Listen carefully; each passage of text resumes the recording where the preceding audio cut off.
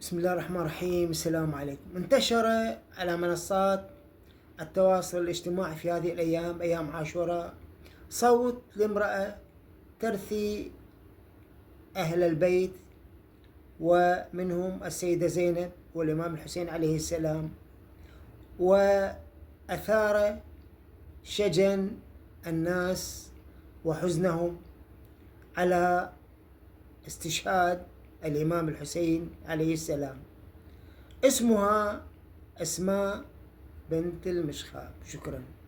لازم اهدم وعاين والحبايب حملا، صحت وينك عم زينب ضوع اللي وانحنن، هيا فوق الناقة تبكي والهوادج غربا واقفة